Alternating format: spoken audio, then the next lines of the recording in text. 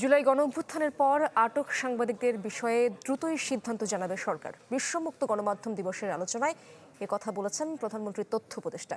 আলাদা অনুষ্ঠানে বিশেষজ্ঞদের নিয়ে পরামর্শ কমিটি এবং পরবর্তীতে পূর্ণাঙ্গ গণমাধ্যম কমিশন গঠনের প্রস্তাব দেন তথ্যমন্ত্রী।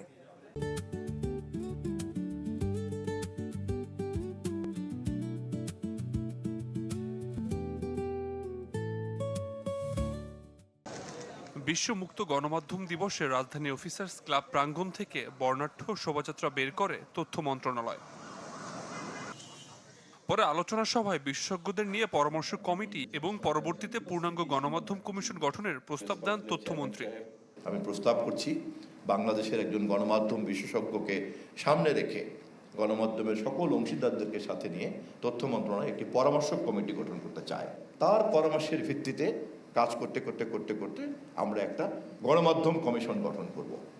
দিবসটি উদযাপনে রাজধানীর ধানমন্ডিতে আলোচনা সভা করে টিআইবি। অংশ নিয়ে প্রধানমন্ত্রী তথ্য উপদেষ্টা জানান, জুলাই গণঅভ্যুত্থানের পর আটক সাংবাদিকদের বিষয়ে দ্রুতই সিদ্ধান্ত আসবে। যেই জায়গায় মিডিয়া চলে গিয়েছিল, জার্নালিজম বলতে যা বোঝা গিয়েছিল, এই জায়গা থেকে মিডিয়াকে বেরিয়ে আসতে হবে। আপনার প্রত্যেকে খুব স্ট্রংলি সরকারের যে কোনো ধরনের সমালোচনা, যৌক্তিক সমালোচনা কন্টিনিউ করবেন প্লিজ। এদিন সিডাপে সংবাদপত্র মালিক সমিতির অনুষ্ঠানে বিভিন্ন জাতীয় দৈনিকের সম্পাদকরা বলেন, গণমাধ্যম ঠিক করতে হলে আগে ঠিক হতে হবে সরকারকে। প্রতিটা গণঅভ্যুত্থান নতুন স্বপ্নের জন্ম দেয়। লোকেরা বিশ্বাস করে যে এবার একটা গণতান্ত্রিক রূপান্তরের জন্য, জবাবদিহিতামূলক সরকার প্রতিষ্ঠা করবার জন্য, তথ্যের অবাধ প্রবাহ নিশ্চিত করবার জন্য এই সরকার নতুন কিছু করবেন।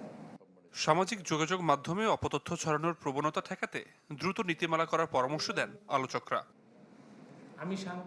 আবির হোসেন, চ্যানেল 24, ঢাকা।